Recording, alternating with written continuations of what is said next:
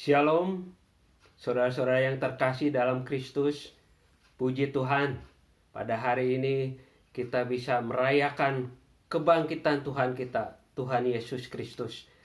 Dia sudah mati untuk menyelamatkan kita, namun dia bangkit dan menang atas maut dan memberikan kehidupan yang kekal bagi kita semua. Luar biasa kasih Tuhan Yesus bagi kita. Untuk itu, mari kita bisa menikmati ibadah kita pada hari ini, ibadah Paskah, meskipun secara online tapi tidak mengurangi makna Paskah bagi kita, hari kemenangan. Mari kita buka dalam doa. Bapa di surga yang Maha Kasih, kami bersyukur pada pagi hari ini kami boleh menikmati ibadah Paskah, hari kemenangan, bagaimana Tuhan Yesus sudah membebaskan setiap kami dari kutuk dosa, dan kami boleh dimenangkan dan bahkan menerima keselamatan dan memperoleh hidup yang kekal di dalam kasih karunia Tuhan Yesus Kristus. Terima kasih Tuhan untuk anugerah-Mu begitu besar. Kami boleh rayakan pada hari ini, kami boleh muji, menyembah Tuhan, kami boleh mendengarkan firman-Mu yang boleh membekali setiap kami dan boleh menuntun setiap kami untuk hidup sesuai dengan kehendak-Mu. Berkati anak-anak-Mu yang ambil bagian pelayanan, baik memimpin pujian, bermain musik, untuk hamba-Mu juga yang akan menyampaikan kebenaran firman-Mu. Ibadah hari ini ibadah yang penuh berkat Tuhan, dan kami diberkati melalui ibadah Paskah pada hari ini. Terima kasih Tuhan. Di dalam nama Tuhan Yesus kami berdoa dan bersyukur. Amin.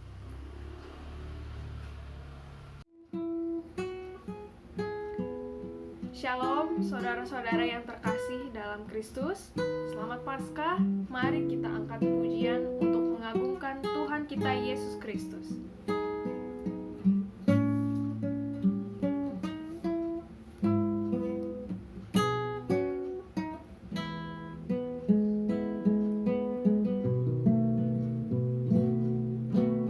Bukan dengan barang fana Kau membayar dosaku, dengan darah yang mahal, tiada noda dan celah. Bukan dengan emas perak Kau menebus diriku, oleh segenap kasih dan pengorbananmu, ku telah mati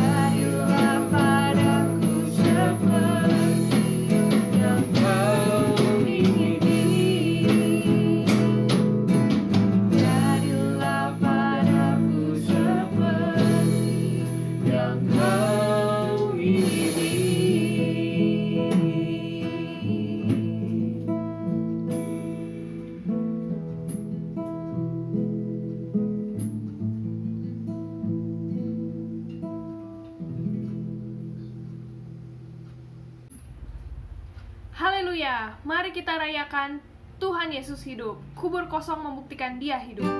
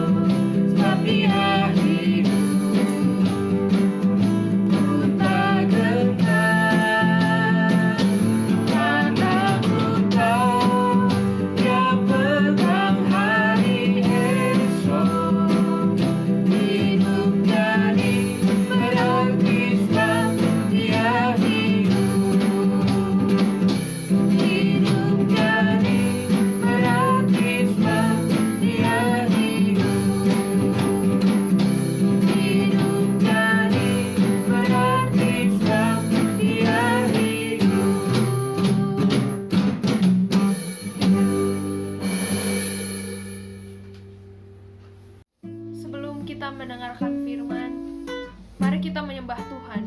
Kita angkat pujian, belum pernah ada kasih seperti kasih Tuhan Yesus.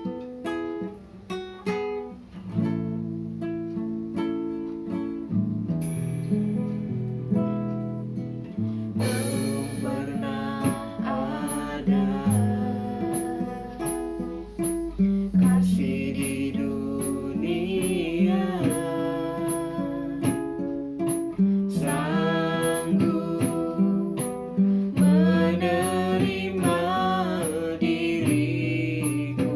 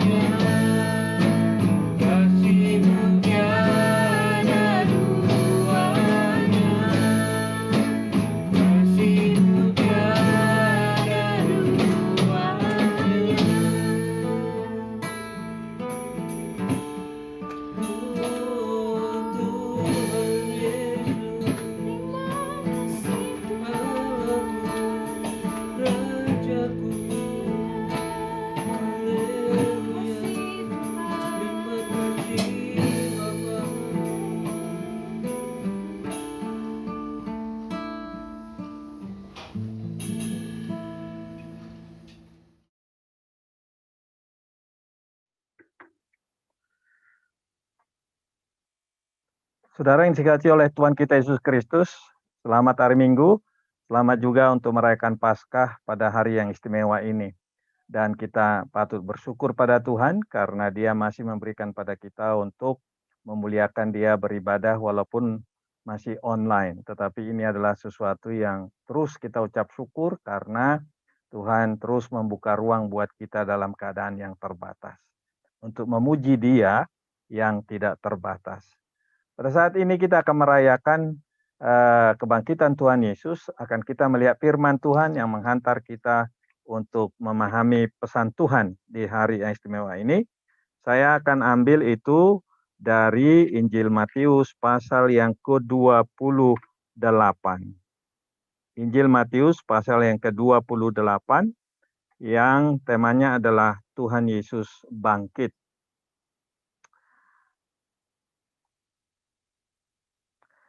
Nah, saudara yang dikasihi oleh Tuhan Yesus Kristus, mari kita membaca Matius 28 ayat 1 sampai dengan ayat yang ke-10. Setelah hari Sabat lewat, menjelang menyingsingnya fajar, pada hari pertama minggu itu, pergilah Maria Magdalena dan Maria yang lain menengok kubur itu. Maka terjadilah gempa bumi yang hebat, sebab seorang malaikat Tuhan turun dari langit dan datang ke batu itu dan menggulingkannya lalu duduk di atasnya. Wajahnya bagaikan kilat dan pakaiannya putih bagaikan salju. Dan penjaga-penjaga itu gentar ketakutan dan menjadi seperti orang-orang mati. Akan tetapi malaikat itu berkata kepada perempuan-perempuan itu, "Janganlah kamu takut sebab aku tahu kamu mencari Yesus yang disalibkan itu. Ia tidak ada di sini sebab ia telah bangkit sama seperti yang telah dikatakannya. Mari, lihatlah tempat ia berbaring dan segeralah pergi. Katakanlah kepada murid-muridnya bahwa ia telah bangkit dari antara orang mati.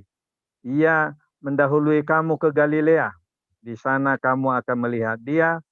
Sesungguhnya aku telah mengatakannya kepadamu." Mereka segera pergi ke kubur itu dengan takut dan dengan sukacita yang besar dan berlari cepat-cepat untuk memberitahukan kepada murid-murid Yesus. Tiba-tiba Yesus berjumpa dengan mereka dan berkata, "Salam bagimu." Mereka mendekatinya dan memeluk kakinya serta menyembahnya. Maka kata Yesus kepada mereka, "Jangan takut, pergi dan katakanlah kepada saudaraku supaya mereka pergi ke Galilea. Dan di sanalah mereka akan melihat aku." Demikianlah firman Tuhan, saudara. Berbahagialah kita yang mendengarkan dan merenungkan serta melaksanakan firman Tuhan. Saudara yang dikasihi oleh Tuhan kita Yesus Kristus, kalau kita lihat kebangkitan Tuhan Yesus diceritakan di sini, peristiwa itu sangat menggetarkan penjaga-penjaga.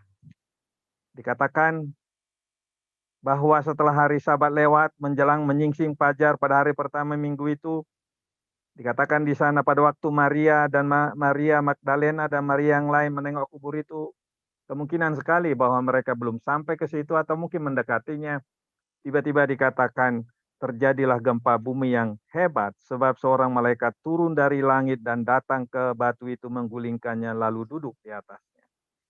Kita melihat bagaimana bahwa para penjaga-penjaga yang 3 hari sebelumnya mereka diutus oleh Pilatus karena permintaan para imam supaya kubur Yesus dijaga, itu dijelaskan di dalam pasal 27 ayat 62 sampai 66.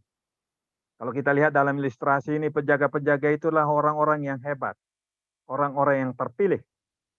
Dan tentu mereka mendapat bayaran untuk menjaga kubur Yesus karena diduga bahwa nanti murid-muridnya akan mengambil mayatnya lalu kemudian mengaku bahwa dia sudah bangkit. Dan kemudian ternyata di dalam ayat yang kedua dan yang ketiga, dikatakan di situ ada gempa bumi. Dan kemudian batu itu terguling. Dan kemudian itu membuat wajah daripada para penjaga pucat.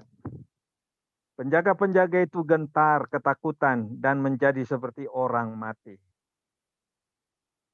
Sayangnya saudara bahwa walaupun penjaga-penjaga ini menjadi saksi mata tentang kebangkitan Tuhan Yesus, tetapi kita tahu di dalam ayat 11 sampai 15, penjaga-penjaga ini tidak dipakai oleh Tuhan untuk memberitakan kepada banyak orang bahwa Yesus yang disalibkan di Golgota 3 hari sebelumnya telah bangkit, dan kemudian mereka tidak mau melakukan itu. Kenapa?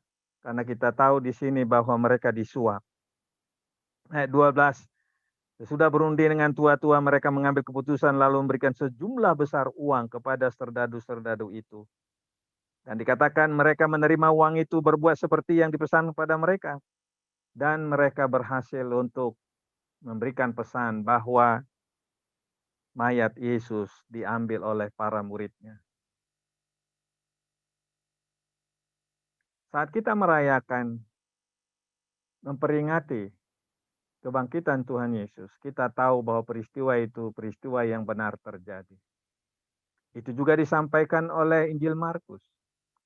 Itu juga dituliskan oleh Injil Lukas. Itu juga dituliskan oleh Injil Yohanes. Kebangkitan Yesus juga disampaikan oleh Rasul Paulus di dalam 1 Korintus pasal 15. Jadi kita tahu di sini Bapak Ibu sekalian bahwa kebangkitan Yesus bukanlah cerita bohong, tetapi itu adalah peristiwa yang benar terjadi, sama seperti dia disalibkan di Golgota, mati, dikuburkan 3 hari sebelumnya. Saudara, peristiwa kebangkitan Yesus, peristiwa yang menggetarkan. Itu sebabnya kita menyembah Tuhan Yesus yang bangkit. Karena ketika dia bangkit pun, dia luar biasa. Yang berikut saudara, bahwa Tuhan Yesus yang bangkit itu memberi kehormatan kepada sahabat-sahabatnya. Kita sebut bahwa perempuan-perempuan itu adalah sahabat-sahabat Tuhan Yesus. Karena mereka ini sudah mengikut Tuhan Yesus sejak awal. Walaupun mungkin Maria Magdalena di kemudian hari mengikut Tuhan Yesus di pertengahan. Tetapi kita tahu misalnya dikatakan di dalam Lukas pasal yang ke-8, bahwa sejumlah perempuan melayani rombongan Yesus dengan kekayaan mereka. Dan di sana disebutkan ada Maria Magdalena yang mengasihi Tuhan Yesus karena dia diusir. Karena dari dalam dirinya diusir 7 roh jahat. Sehingga Maria Magdalena sangat berterima kasih kepada Tuhan. Dan kemudian dikatakan di dalam Matius pasal yang ke-27 juga saat Yesus dikuburkan. Dalam pasal 27 ayat 61, tetapi Maria Magdalena dan Maria yang lain di situ duduk di depan kubur itu. Artinya perempuan-perempuan ini, 2 khusus nama Maria disebut di situ, Maria Magdalena dan Maria yang lain, karena ini nama populer pada waktu itu untuk orang Yahudi. Karena ada juga Ibu Yesus Maria, ada juga saudara Marta Maria, tapi yang sengaja disebut di sini adalah Maria Magdalena dan Maria yang lain. Dan tampaknya mungkin ada perempuan-perempuan lain juga kalau kita membaca di dalam Injil Markus sebagai tambahannya saudara yang pergi ke kubur pada waktu itu. Jadi kita tahu dikatakan di sana dalam pasal 16 Injil Markus, setelah lewat hari Sabat Maria Magdalena, ada lagi Maria ibu Yakobus. Mungkin itu yang disebut tadi dalam Injil Matius itu Maria yang lain. Ada lagi juga kita lihat di sini Salome yang membeli rempah-rempah untuk pergi ke kubur dan meminyaki Tuhan Yesus. Niat mereka seperti itu, saudara. Jadi kita lihat di sini, baik Maria Magdalena, baik Maria yang lain juga Salome yang disebut di situ di Injil Markus adalah sahabat-sahabat yang menyaksikan derita Tuhan Yesus pada waktu Yesus diadili, pada waktu Yesus membawa salib ke Golgota, pada waktu Yesus disalibkan di Golgota, Walaupun dikatakan perempuan-perempuan ini melihat dari jauh, karena tentu dihambat oleh tentara-tentara atau serdadu yang dikirim oleh Pilatus untuk menyalibkan Yesus. Tapi para sahabat ini yang lemah ini justru dipakai oleh Tuhan untuk melihat peristiwa itu. Seperti gambar ini kita lihat, mereka datang ke sana, batu sudah terguling, lalu barangkali serdadu sudah kabur, lalu kemudian kita lihat dari dalam ada dikatakan di sana, malaikat Tuhan berbicara kepada mereka. Dan kemudian dikatakan beberapa hal. Yesus bangkit, itu perkataan malaikat itu, bahwa dia tidak ada di sini. Bahkan dikatakan supaya mereka memeriksa bahwa mayat Yesus tidak ada lagi di sini. Lalu kemudian pesan berikutnya adalah supaya mereka memberitahu kepada murid-muridnya karena Tuhan Yesus pergi ke Galilea. Ini yang menarik perhatian kita, saudara, saat merayakan kebangkitan Tuhan Yesus. Tuhan memberi kehormatan bagi orang yang lemah untuk bersuka cita melihat Tuhan Yesus yang bangkit. Perempuan yang setia, yang mengikuti sengsara Tuhan Yesus di Golgota dan merasakan pedihnya siksaan Yesus. Sama seperti kita, ketika kita merayakan, memperingati Jumat Agung, kita merenungkan bagaimana derita Tuhan Yesus demi pengampunan dosa manusia dan demi pengampunan dosa saudara dan saya.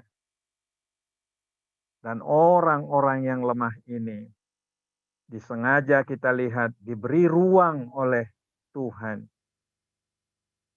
Ya tentu niat mereka adalah membawa rempah-rempah untuk membalsami Tuhan Yesus. Padahal kita tahu sesungguhnya bahwa 3 hari sebelumnya Nikodemus sudah membalsami Tuhan Yesus dengan rempah 60 kati. Kadang saya berpikir apa kurangnya sebenarnya. Kenapa perempuan ini masih datang? Terus nggak ada juga laki-laki yang akan menggelongsorkan batu itu, atau kalau kita lihat bagian ini penutupnya itu harus didorong. Pertanyaan saya, apakah mereka kuat? Tetapi insting mereka ini sedemikian rupa membawa rempah-rempah itu justru ternyata tidak salah di hadapan Tuhan. Mungkin menurut ukuran manusia sebenarnya apa gunanya lagi? Karena Nikodemus dan Yusuf Arimatea, apalagi Yesus dikuburkan di makam keluarga Yusuf Arimatea, salah seorang anggota majelis besar yang diam-diam percaya sama Tuhan Yesus, bahkan dia yang pergi ke Pilatus untuk supaya mayat Yesus diturunkan. Nikodemus yang pernah berjumpa dengan Tuhan Yesus 3 tahun sebelumnya di malam hari justru berkesempatan untuk memeluk, merangkul anak domba Allah itu dan membawa ke kuburan yang baru, kuburan yang baru dibuat oleh keluarga Yusuf Arimatea. Pertanyaan adalah sebenarnya perempuan ini ngapain lagi sih? Ya memang mereka menunjukkan kasihnya, tapi yang logis aja, siapa yang akan menggulingkan batu itu? Karena di tengah jalan mereka juga berpikir, loh siapa nanti yang menggulingkan batu itu? Padahal batu itu ditempel begitu rupa, bahkan semacam dilem dia. Lalu kemudian mereka baru sadar, siapa di antara kita yang bisa menggulingkan? Tapi begitu mereka sampai ke sana, ternyata batu sudah bergeser, kubur terbuka, lalu kemudian dari dalam muncullah wajah malaikat yang dikatakan bagaikan kilat dan pakaiannya putih bagaikan salju. Saudara, ini memberi arti kepada kita bahwa kita pun sebenarnya orang-orang kecil, orang lemah. Kita yang hidup di Indonesia, yang berjemaat di gereja Bethesda, mungkin kita merasa lemah, tetapi Tuhan memberi kehormatan buat kita untuk memuji Dia, mengenal Dia.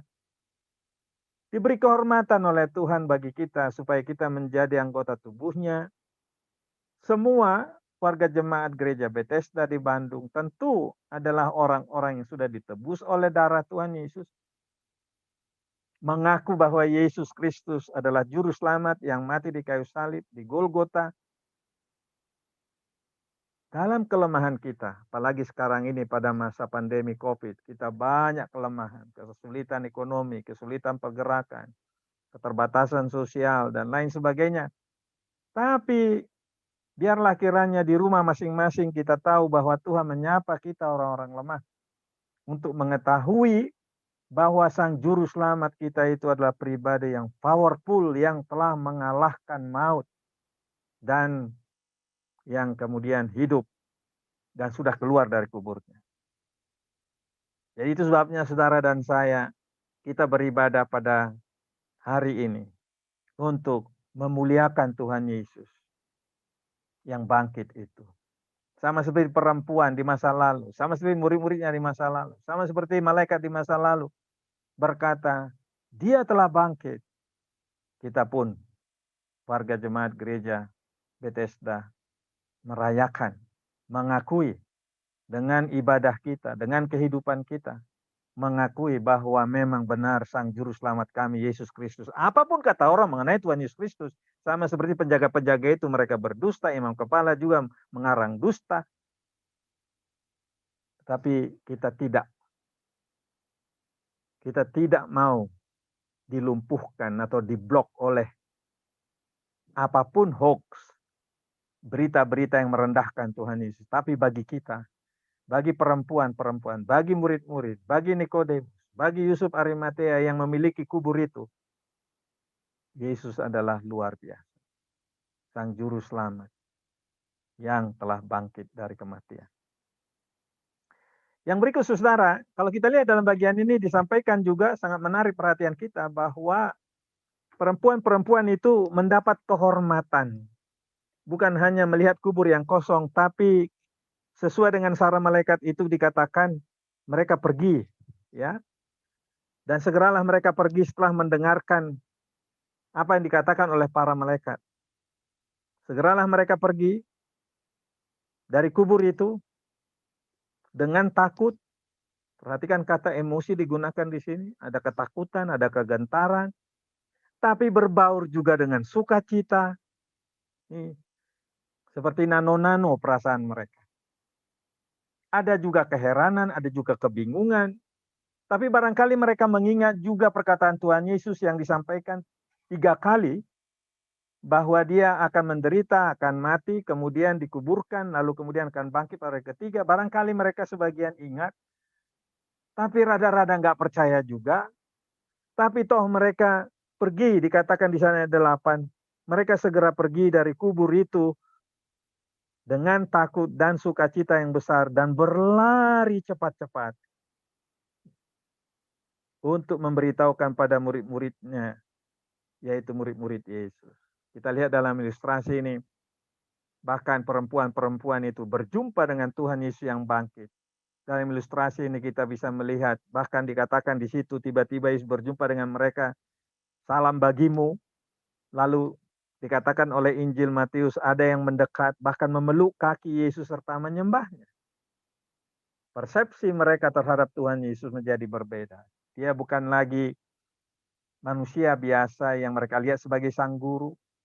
Tapi kini mereka menyembah karena kuburnya mereka lihat sudah kosong. Lalu kemudian malaikat memberitahu pada mereka dia tidak ada lagi di sini. Dan di tengah jalan mereka melihat Tuhan Yesus. Takut, sukacita, menyembah, dan mendengarkan ucapan Tuhan Yesus. Telinga mereka mendengar ucapan Tuhan yang berkata jangan takut. Mata mereka melihat bahwa Tuhan Yesus bangkit. Emosi mereka penuh berbaur sukacita dan ketakutan. Luar biasa pada hari itu. Dan kalau kita membaca misalnya di 1 Korintus pasal yang ke-15, Rasul Paulus berkata, banyak lagi saksi sebenarnya. Apalagi selama 40 hari Tuhan Yesus sebelum dia naik ke surga, dia berulang kali menampakkan dirinya untuk membuktikan bahwa dia hidup. Itu sebabnya dikatakan dalam 1 Korintus 15 oleh Rasul Paulus, ada banyak orang yang melihat, ya. Dikatakan di sana saudara, sesudah itu ia menampakkan diri kepada 500 saudara sekaligus. Kebanyakan dari mereka masih hidup sampai sekarang, tetapi beberapa di antaranya meninggal. Bahkan Yesus menampakkan diri kepada Yakobus, yaitu saudaranya yang pada awalnya tidak percaya kepada dia. Dikatakan di dalam Injil Yohanes pasal 7, Ayat yang kelima, saudara-saudaranya tidak percaya kepada dia bahwa dia adalah Mesias, anak Allah. Karena barangkali mereka lihat sejak masa kecilnya, toh dia manusia biasa. Hanya barangkali kaget, dia bisa mengusir setan, bisa membuat makan 5.000 orang dari 5 roti dan 2 ikan. Tapi belum yakin kalau dialah Mesias itu. Tapi rupanya Yakobus di sini menjadi yakin. Dan kemudian dikatakan selanjutnya ia menampakkan diri pada Yakobus, kemudian pada yang rasul yang lain. Sampai dikatakan dia menampakkan diri yang terakhir bagi saya. Yesus bangkit, ada buktinya. Kuburnya kosong. Dia menampakkan diri kepada perempuan-perempuan, bahkan kepada banyak orang. Bahkan Rasul Paulus pun, karena dia melihat Yesus yang bangkit di jalan menuju Damsyik, dia punya kekuatan untuk selalu memberitakan bahwa Yesus itu adalah anak Allah, Mesias, yang mengerjakan keselamatan. Dialah kurban yang tak bercacat, yang menggenapi kurban-kurban yang dipersembahkan para imam pada waktu zaman Musa untuk penebusan dosa umat manusia dan bangsa Israel. Jadi kita melihat di sini Tuhan Yesus yang bangkit itu terbukti. Dan gereja Bethesda, kita semua warga jemaat yang merayakan kebangkitan Tuhan Yesus. Kita tidak pernah melihat kuburnya. Saya tidak tahu apakah Anda di antara saudara yang sudah pergi ke Yerusalem dan mengadakan tur ke sana untuk melihat di mana Yesus disalibkan, di mana Yesus berdoa di Getsemane dan juga kubur Yesus. Saya sendiri belum pernah ke sana. Tetapi walaupun kita belum pernah ke sana, tetapi informasi Alkitab, keterangan Alkitab bagi kita sudah cukup. Karena Alkitab adalah firman Allah, kata Rasul Petrus, Alkitab itu dituliskan oleh bimbingan Roh Kudus. Dan Alkitab Matius ini, Injil Matius, Markus, Lukas, Injil Yohanes dituliskan oleh saksi-saksi mata dan mereka yang masih melihat peristiwa itu. Apalagi Injil Lukas. Dia menceritakan untuk menulis kitab Lukas itu, Dr. Lukas melakukan penelitian yang seksama. Meneliti dari awal sampai akhirnya dengan teliti, dengan cermat. Lalu kemudian membukukan, itulah Injil Lukas. Bahwa saudara beribadah hari ini kepada Allah untuk merayakan Yesus yang bangkit adalah bukti di dalam iman saudara, di dalam iman saya, di dalam kepercayaan saya, peristiwa 2000 tahun yang lalu adalah peristiwa yang benar. Saya tidak meragukan itu, saudara. Saya yakin saudara juga tidak meragukan itu, bahkan berterima kasih. Kenapa? Karena Roh Kudus yang mendiami saudara dan saya memberi keyakinan bahwa apa yang dituliskan oleh Alkitab ini benar. Itu sebabnya kalau Roh Kudus tidak mendiami orang, belum hadir dalam diri orang karena orang itu belum dilahirkan kembali atau belum membuka hatinya kepada Tuhan Yesus sebagai juru selamat, belum membuka pintu hatinya, ya bagaimana Roh Kudus hadir dalam hidup mereka? Padahal informasi Alkitab ini menjadi benar, kita percaya, kita yakin karena pekerjaan Roh Kudus. Di dalam kitab Roma pasal 8 dan 14, 15 dikatakan roh itu bersaksi bersama-sama dengan roh kita. Memberikan banyak keyakinan termasuk bahwa kita ini adalah anak-anak Allah.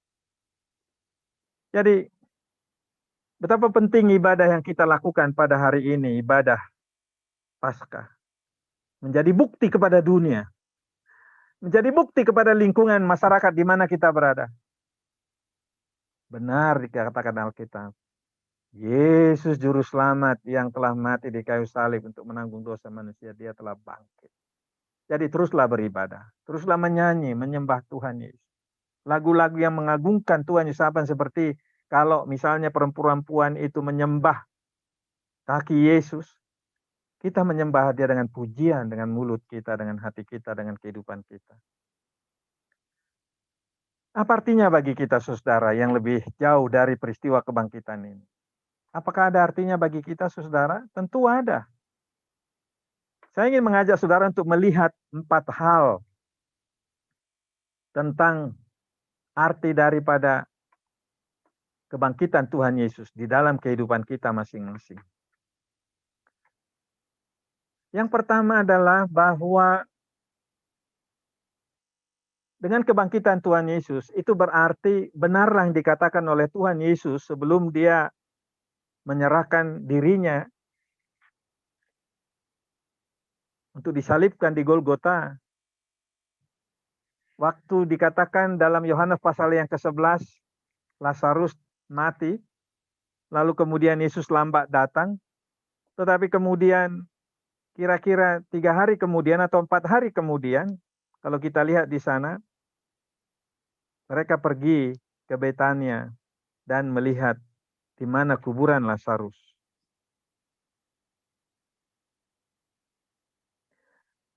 Lalu dikatakan dalam ayat 33 pasal 11, sangat menarik. Di manakah dia kamu baringkan? Lalu kemudian katakan di sana katanya. Lalu kemudian dikatakan, loh itu kan sudah beberapa hari Tuhan sudah dikubur katanya. Dan kemudian dikatakan oleh Tuhan Yesus, bukankah sudah kukatakan jikalau engkau percaya engkau akan melihat kemuliaan Allah? Dan kemudian ucapan Yesus sebelumnya adalah di dalam ayat 25. Sebelum membangkitkan Lazarus. Akulah kebangkitan dan hidup, barang siapa percaya kepadaku ia akan hidup walaupun ia sudah mati. Dan setiap orang yang hidup dan yang percaya kepadaku tidak akan mati selama-lamanya. Jadi kebangkitan Lazarus menjadi bukti ucapan Yesus benar. Dan yang kedua, kebangkitan Tuhan Yesus menjadi bukti bahwa ucapannya nanti kita yang percaya kepada Tuhan Yesus. Walaupun kita mati, tapi nanti kita akan dibangkitkan dengan tubuh yang baru. Itu yang dikatakan oleh Tuhan Yesus. Itu sebabnya pengharapan orang Kristen yang paling besar adalah pengharapan. Kalaupun saya mati, nanti toh akan memiliki kebangkitan, lalu kemudian akan selama-lamanya bersama dengan Allah. Sedangkan orang yang tidak percaya akan berada di dalam hukuman yang kekal. Yang kedua, seperti dikatakan oleh Rasul Paulus di dalam 1 Korintus 15. Dikatakan di sana bahwa kebangkitan Tuhan Yesus menjadi dasar iman kita kepada Dia. Dikatakan di sana, kalau tidak ada kebangkitan orang mati, maka Kristus juga tidak dibangkitkan. Tetapi yang dikata Kristus tidak dibangkitkan, maka sia-sialah pemberitaan kami, sia-sialah kepercayaan kamu. Jadi kami berbohong sebenarnya memberitakan Injil, memberitakan Tuhan Yesus. Dan kamu juga akan sia-sia iman kamu kalau Yesus enggak bangkit. Sama seperti itu juga. Iman kita kepada Tuhan Yesus, warga jemaat gereja Bethesda, akan menjadi sia-sia kalau Yesus tidak bangkit. Tapi kita percaya apa yang dikatakan oleh kitab suci ini, saudara. Lebih daripada itu, kami ternyata berdusta kepada Allah karena tentang Dia kami katakan bahwa Ia telah membangkitkan Kristus padahal Ia tidak bangkit. Kalau andai kata benar bahwa orang mati tidak dibangkitkan. Sebab jika benar orang mati tidak dibangkitkan, maka Kristus juga tidak dibangkitkan. Sia-sialah kepercayaan kamu dan kamu masih hidup dalam dosa. Jadi yang benar adalah Yesus Kristus sudah bangkit. Makanya di atasnya dikatakan ayat 9. Akulah yang paling akhir melihat bahwa Dia bangkit. Jadi karena Yesus bangkit, saudara dan saya memiliki dasar untuk kokoh beriman, berharap kepada Tuhan Yesus. Dikatakan dalam Kolose pasal 1 ayat 27, Kristus ada di tengah-tengah kamu. Dia adalah pengharapan akan kemuliaan. Dan kita berharap juga bahwa pandemi ini akan selesai. Kita berharap juga bahwa Tuhan akan membuka ruang-ruang di masa sulit ini sehingga ada pemulihan ekonomi kita. Sulit, tetapi yang enggak ada mustahil bagi Allah. Tidak ada mustahil bagi Tuhan Yesus Kristus untuk membuka tingkap-tingkap langit bagi saudara. Di dalam kelemahan, kata Rasul Paulus, kuasa Tuhan itu dinyatakan. Karena dia sangat yakin akan pemeliharaan Tuhan Yesus Kristus. Saudara-saudara, karena itu menjadi sangat penting kita berterima kasih di hari yang istimewa ini. Kemudian ada lagi yang ketiga adalah bahwa kebangkitan Tuhan Yesus dikatakan oleh Rasul Paulus di dalam pasal yang ke-15 ayat yang ke-57 menjadi dasar kita untuk hidup berkemenangan. Tetapi syukur kepada Allah yang telah memberikan kita kemenangan oleh Yesus Kristus Tuhan kita. Kemenangan atas maut, kemenangan atas dosa, Anda tidak diperbudak lagi oleh dosa. Setelah saudara percaya pada Tuhan Yesus, Yesus yang bangkit, Roh Kudus, rohnya Tuhan Yesus yang bangkit memberi perubahan dalam hidup saudara, karakter saudara, sehingga saudara tidak mau lagi kembali kepada kubangan dosa. Salah satu ciri orang yang benar hidup dalam Tuhan Yesus, dia membenci dosa. Ya memang masih bisa jatuh ke dalam dosa, tapi itu bukan tabiatnya, bukan lagi kesukaannya. Jatuh tersandung ya biasa saja, lalu mengaku. 1 Yohanes 1:9, jika kita mengaku dosa kita, maka ia setia dan adil sehingga akan mengampuni segala dosa kita dan mencegah kita daripada segala kejahatan. Tetapi 1 Yohanes 3:9, ada benih ilahi yang ada di dalam kita, membuat kita benci sama dosa, yang diberikan oleh Roh Allah yang telah membangkitkan Yesus Kristus, yang hidup dalam diri saudara. Maka siapapun kita warga gereja Bethesda, jauh kita percaya pada Tuhan Yesus, salah satu indikatornya adalah Anda benci dosa. Anda suka kebenaran. Anda suka firman Allah. Anda suka pada kebaikan. Karena buah roh adalah kasih, sukacita, damai sejahtera, kesabaran, kemurahan, kebaikan, kesetiaan, kelemah lembutan, penguasaan diri. Anda menyukai itu. Anda mengejar kehidupan kudus. Anda merindukan kehidupan yang kudus. Anda merindukan gereja bertumbuh. Anda merindukan gereja ini maju. Itu tanda bahwa roh Allah, roh Yesus Kristus yang bangkit itu hidup dalam diri saudara. Kita diberi keinsapan. Mana yang benar, mana yang tidak benar. Kita tidak menjadi adiksi terhadap kegemaran tertentu. Tontonan tertentu. Kalau ada tontonan yang buruk, tayangan buruk, kita malah jijik terhadapnya. Kita bilang, no, nggak mau saya. Ini akan merusak pikiran saya, karena ini adalah kenajisan. Kata Tuhan Yesus, kenajisan itu bukan apa yang masuk dari ke dalam mulut, tapi kenajisan dari hati. Percabulan pun kenajisan. Pornografi kenajisan. Kebencian iri hati. Permusuhan kenajisan. Tapi Yesus yang bangkit, rohnya yang maha kudus, hadir untuk menyucikan itu dari dalam diri saudara. Itulah kemenangan hidup. Kalau Anda mau menikmati kemenangan hidup, hafalkan 1 Korintus 15 ayat 57. Bilang sama Tuhan, terima kasih Tuhan Yesus. Kalau maut saja sudah Engkau kalahkan. Kalau kuasa dosa saja kalahkan. Pasti tabiat hidup saya, kejelekan saya Tuhan, habis. Terima kasih Tuhan. Biarlah hadir kemenangan-Mu itu atas sifat-sifat saya yang buruk yang tidak bisa saya kendalikan. Terus menerus, tetapi syukur kepada Allah. Terima kasih Tuhan. Kau telah memberikan kemenangan bagiku untuk A, untuk B, untuk C, untuk apa lagi, sebutkan saja. Dan itu menjadi kenyataan. 1 Korintus 15 ayat 27. Jadi kebangkitan Tuhan Yesus saudara bukan teori. Tetapi ada maknanya dalam kehidupan kita sehari-hari, dalam kehidupan spiritual saudara.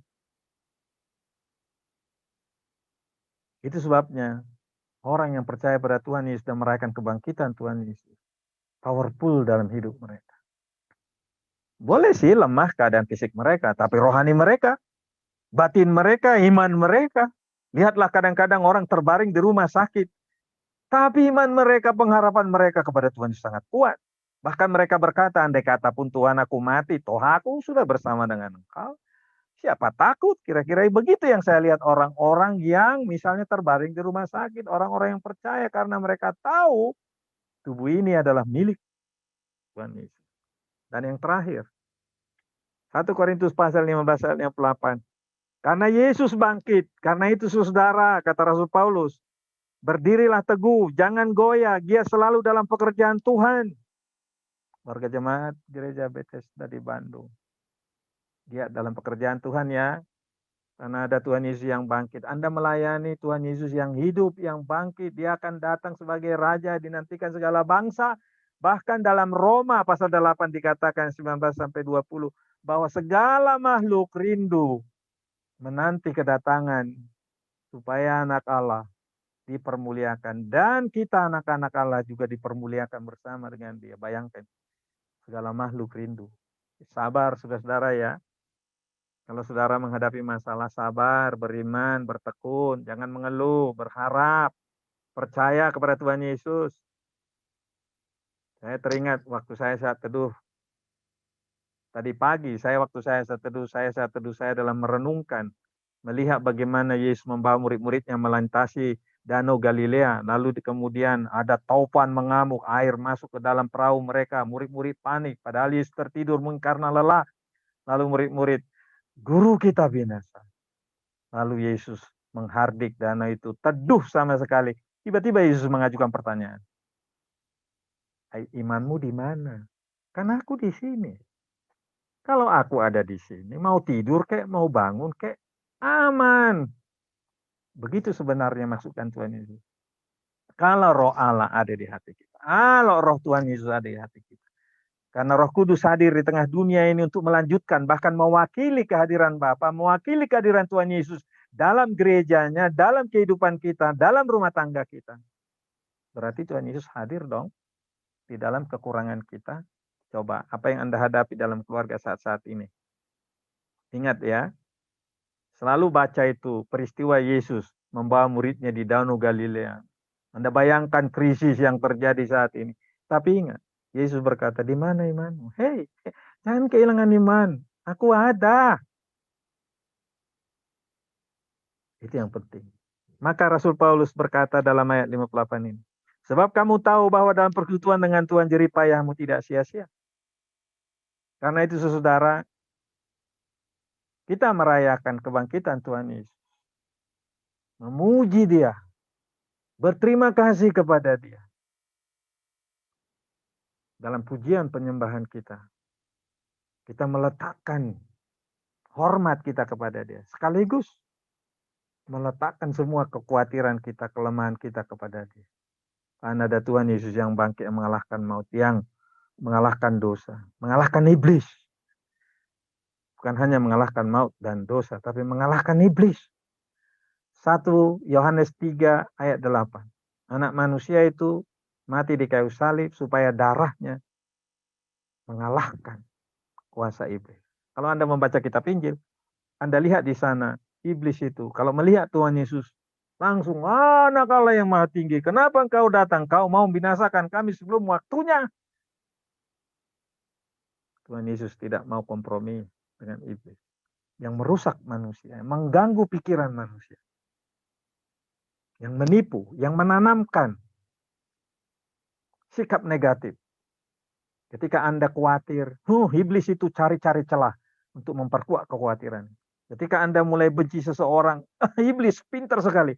Dia menggoda saudara untuk terus benci.